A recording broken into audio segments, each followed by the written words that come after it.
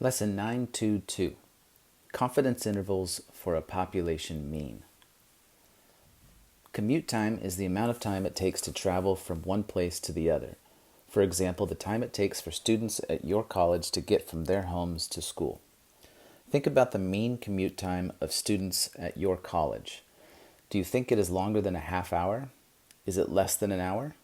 Do you think it is similar to the mean commute time for students in your class? In this lesson, we are beginning the process of making inferences about the mean of a population. We use the t-distribution to compute margins of error and confidence intervals for a population mean. With what we learn using the t-distribution, we will make inferences regarding the mean commute time for students at the college. Understanding t-distribution critical values. In Module 7, we computed confidence intervals for population proportions using sample statistics and critical values. Since we did not know the population proportion p, the margin of error in a sample proportion, p hat, was computed using the formula capital E for the margin of error equal to z sub c times the square root of p hat times 1 minus p hat divided by n. Remember, the margin of error is equal to a z critical value multiplied by the estimated standard error for sample proportions. And also, the sample proportion is a point estimate. The resulting confidence interval, an interval estimate, is p hat minus e, comma, p hat plus e. We use sample means to estimate a population mean. Notice that in the formula below, we are now using s to approximate sigma. So capital T is equal to x bar minus mu divided by the fraction s divided by the square root of n. The test statistic varies according to the t-distribution with n minus 1 degrees of freedom. To compute the margin of error in a sample mean, we multiply a t-critical value, not z, by the estimated standard error for sample means, that fraction s divided by the square root of n. The margin of error in a sample mean is given by capital E, again for margin of error, equal to t sub c, that's the t critical value, times s divided by the square root of n. The sample mean is the point estimate for the population mean. So notice point estimate just depends on what it is that you are trying to estimate. So in this case, we are using the sample mean to estimate the population mean. The resulting confidence interval is then x bar minus e, comma, x bar plus e. Another way to write the confidence interval for a population mean is x bar plus or minus e. So this is just like in Module 7, we had p hat as the point estimate for a population proportion. This time we have x bar as the point estimate for a population mean. And then we use the margin of error to build our confidence interval. There are several important things to remember about the t-distribution. The proportion of the t-distribution contained between the critical value, tc, and its opposite is equal to the confidence level. The t-distribution varies with degrees of freedom, and t-critical values depend on both the confidence level and degrees of freedom. Below you will find a partial table of t-distribution critical values. When we use the table or technology, it is possible to find t-critical values for different combinations of confidence levels and degrees of freedom. So this table is a little bit larger than what we saw with the z-critical values, but it is working in exactly the same way. With the z-critical values, we had given confidence level, and then we were able to get the critical values from that. Here, we have given confidence level, but we also have given degrees of freedom. So along the left-hand side, those are giving you your numbers of degrees of freedom. That's what that first column is, degrees of freedom. And then the top row, that's giving you your confidence level. So we have to use those two things combined to find a number in the table to use. Try these.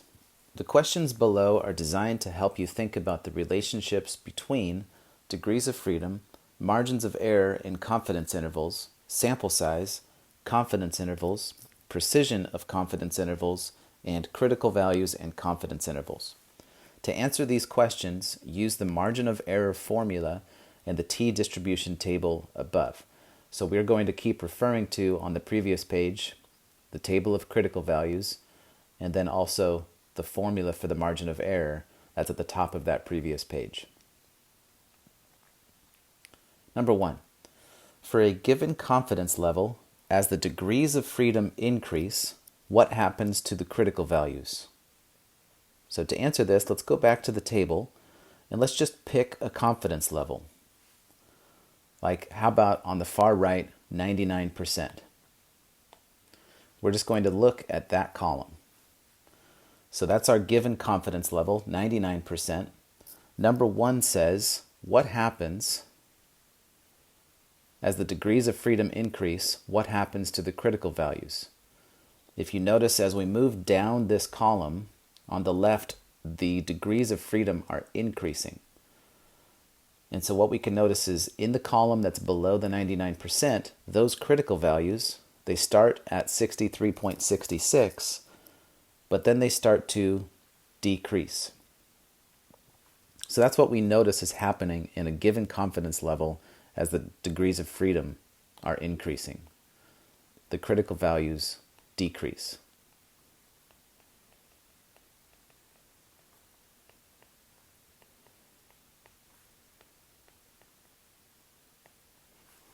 Okay, so for a given confidence level, in number 2, as the degrees of freedom increase, what happens to the margin of error in the confidence intervals?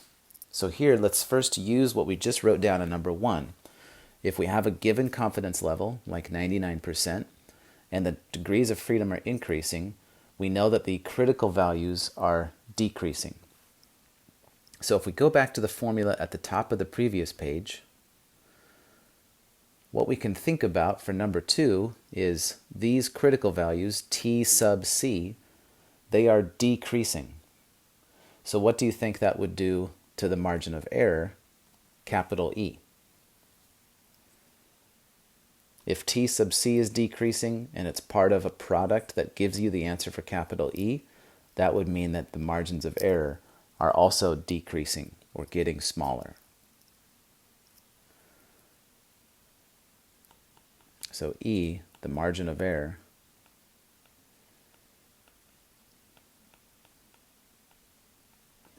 decreases. So then number 3, larger degrees of freedom result from larger sample size, because sample size is n and degrees of freedom is n minus 1.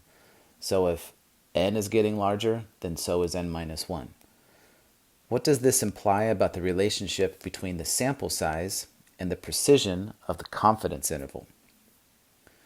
So if the sample size is increasing, what do you think that would do to the precision?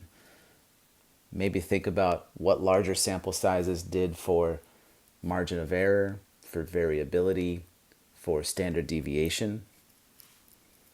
This is going to give us better precision.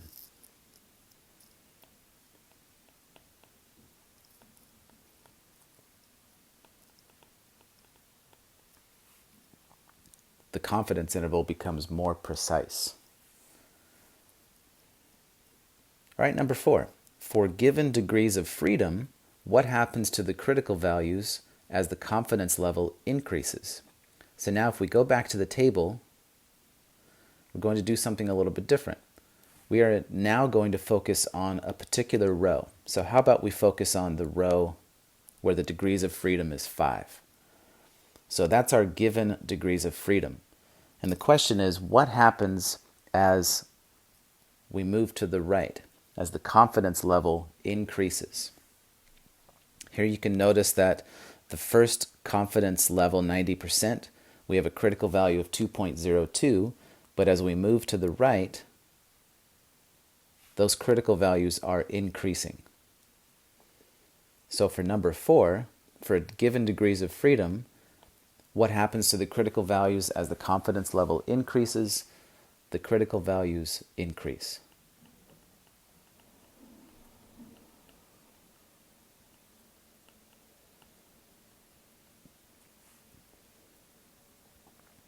Number 5, for given degrees of freedom, what happens to the margins of error in the confidence intervals as the confidence level increases?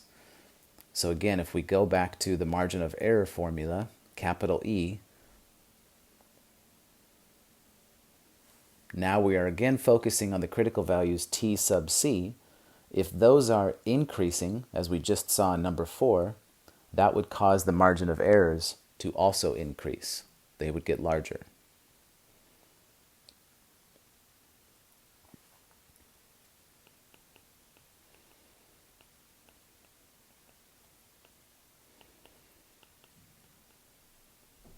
What we're seeing through these questions so far is whatever happens to the T sub C values, the critical values, the same thing happens to the margin of error.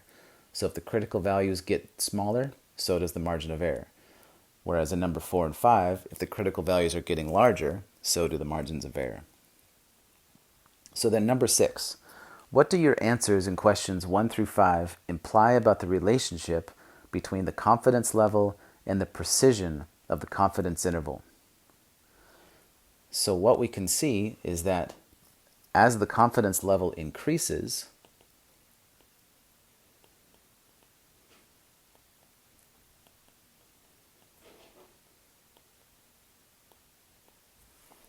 then the precision of these confidence intervals decreases.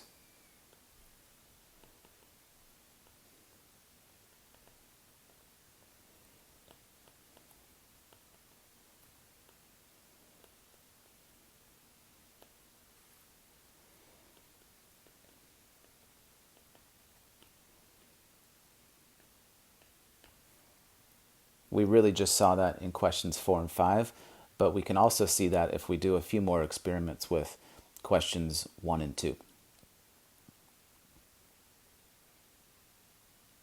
Okay, so now let's take a look at an example.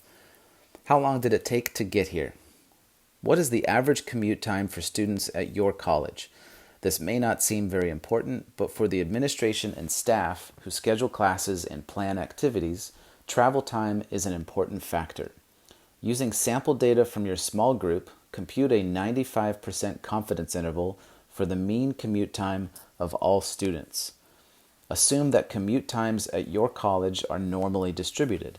Note, this assumption about the population allows us to conclude that the distribution of the sample means is normal and enables us to compute confidence intervals using sample sizes less than 30. So first, number 7, list the commute times in your sample in minutes. Here's an example data table to get you started. So I'm going to make this up, but this is actually something you could do at home. We are all not driving to school right now, so maybe if you wanted something fun to do at home just to see if you can actually do this with different samples, you could make up your own example with your own little experiment with a different question. How long after waking up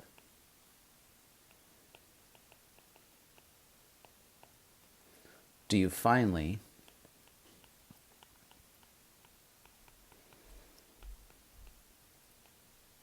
change out of your PJs?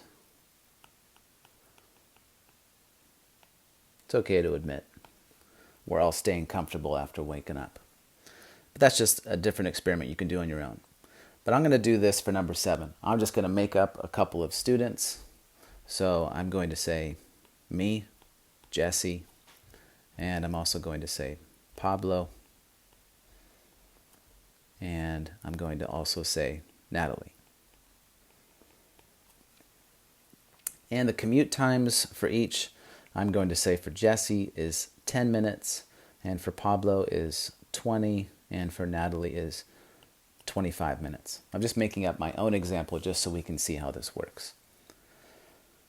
So then number 8, determine the sample mean, sample standard deviation, and sample size of your sample. So first of all, for this, you can use your TI 83 or 84. You can enter your data in a list and then use one variable statistics. If you want to see what that means, go back to the lesson 921 and just see what we did there. but I've already done that. So my sample mean, that gets the symbol x bar. That gives me a value of 18.333. My sample standard deviation, remember, gets the symbol lowercase s. I get the value 7.638. And then the sample size, that gets the symbol lowercase n, and that is 3. So then number 9, determine the critical value, T sub c, that corresponds to the 95% confidence level. So first we need 95% confidence level, but we also need the degrees of freedom. So DF. And remember, degrees of freedom is equal to sample size n minus 1. So in this case it's 3 minus 1, or 2. So now if I go back to the table a couple pages ago, I use my degrees of freedom 2, and then also my confidence level 95%, and I see that 4.30 is the critical value that is in the same row as the degrees of freedom 2 and the same column as the confidence level 95%. So 4.30 will be that critical value T sub c.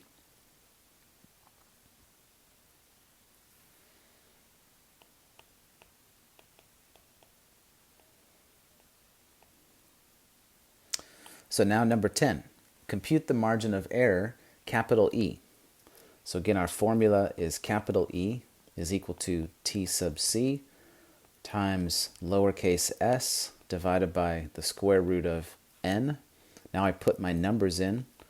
We have 4.30 for T sub c, and then I have to multiply by the fraction, which has 7.638 in the numerator, and then the square root of 3 in the denominator.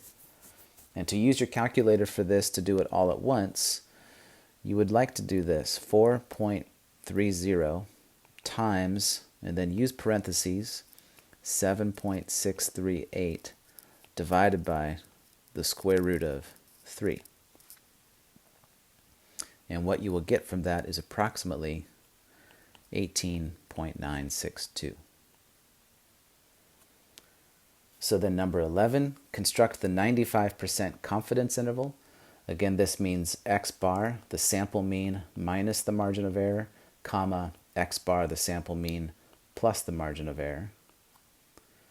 And so then this gives me my sample mean, which was 18.333, minus my margin of error, 18.962.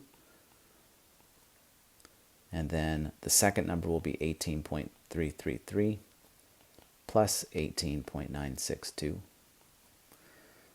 So that means that my interval will be negative 0.629, comma 37.295.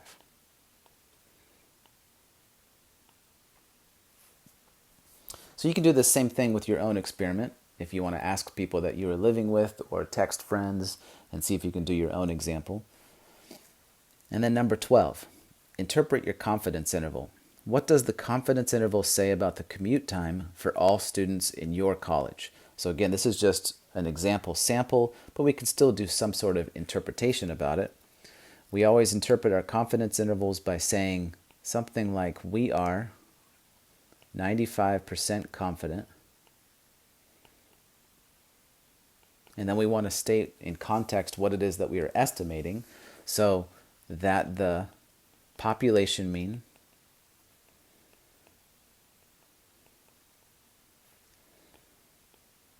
commute time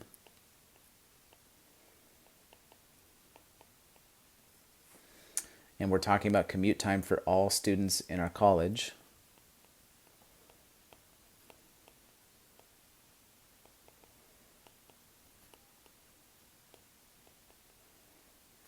and then now we use the numbers from our confidence interval, is between negative 0.629 minutes and 37.295 minutes.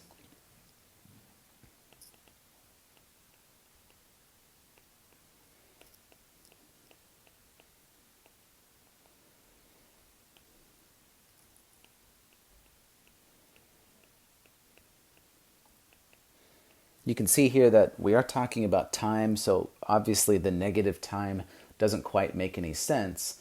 But if we were to think about this a little bit more realistically, it seems like we're saying it takes people between 0 and 40 minutes to get to school. So just one way that we can actually think about this. But again, this was for a small sample. That's why we've got such a wide range on that and why we even got a negative minutes. All right, now let's summarize everything that we've seen. So here's our you need to know box for this lesson. Steps for computing a confidence interval for a population mean. Step 1, verify that the normality criteria for sample means are met.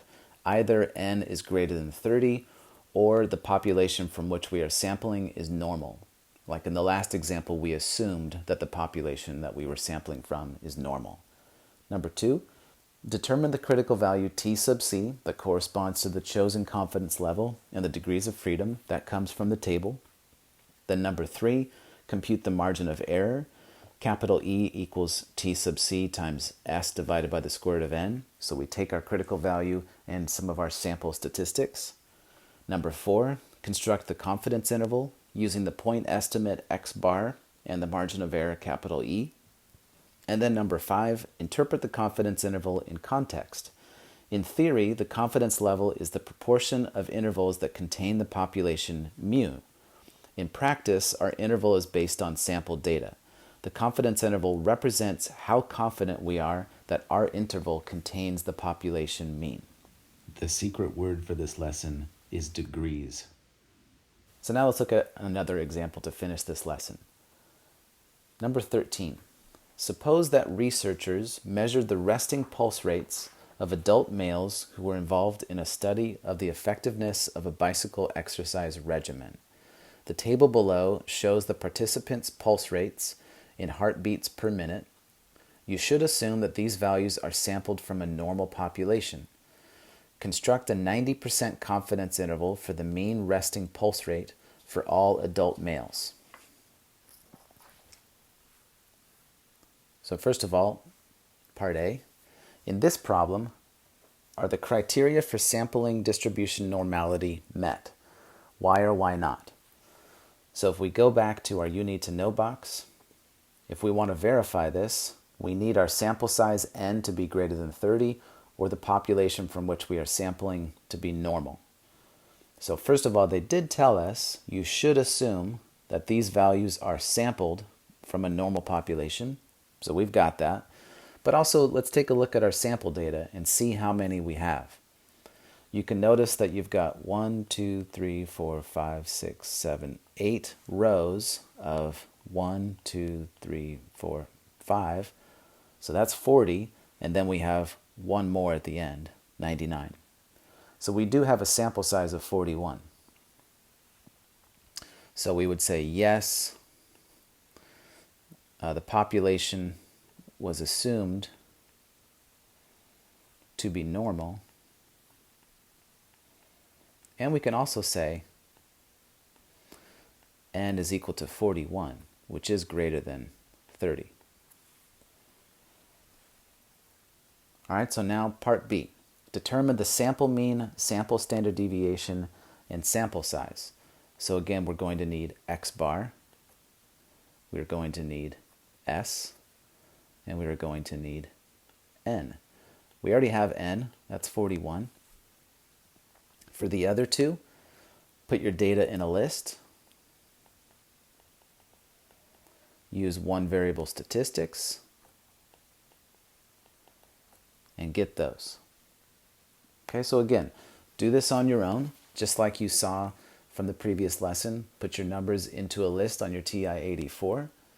Then use one variable statistics to calculate the mean x bar and the standard deviation. And don't forget that on your calculator, it's capital S X that tells you the sample standard deviation.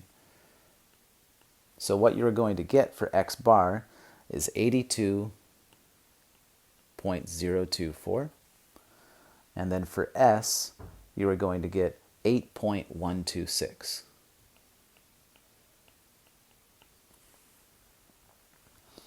So then part C, determine the critical value that corresponds to the 90% confidence level. So now 90% is our confidence level. We also need to know what our degrees of freedom are. That's our sample size n minus 1. So that'll be 41 minus 1, which is 40. So we need to find in our table the critical value that matches up with 40 for the degrees of freedom and 90% for the confidence level.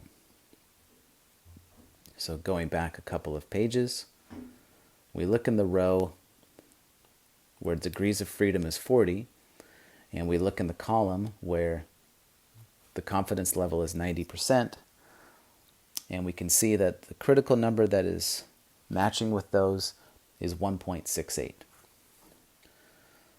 So our critical value for part C, T sub C, is 1.68. Part D, compute the margin of error, capital E. That's again T sub C times the fraction S, the sample standard deviation, divided by the square root of n. So putting my numbers in, 1.68. And then keeping in mind what I did with my calculator before, I'll have times, parentheses, my sample standard deviation, 8.126, and then divided by the square root of n. Remember, n is 41. And what you'll get is approximately 2.132.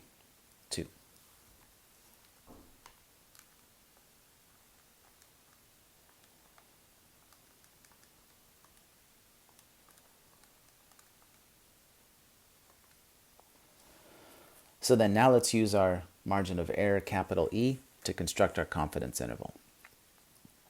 So x bar minus E, and then x bar plus E. So I'll take my x bar, 82.024, and subtract 2.132, and you will get 79.892. And then comma, if I add x bar 82.024 plus my margin of error 2.132, I get 84.156.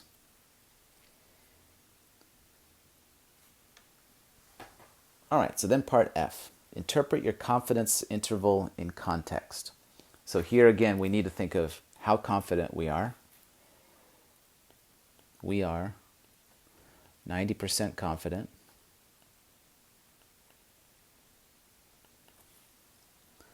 And then what is it that we are trying to estimate? So if we go back to what was before our given data, we are looking at trying to estimate the mean resting pulse rate for all adult males. So we are 90% confident that the population mean resting pulse rate for adult males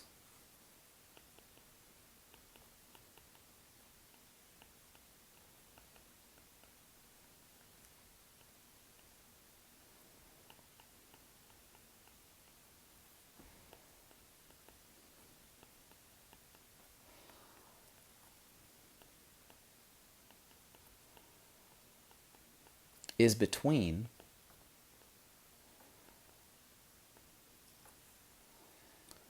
79.892, and then we want to think of the units that go along with this. So this isn't 79.892 minutes. We are thinking of beats, the number of heartbeats per minute. So we would say beats per minute. And the higher number, 84.156 beats per minute.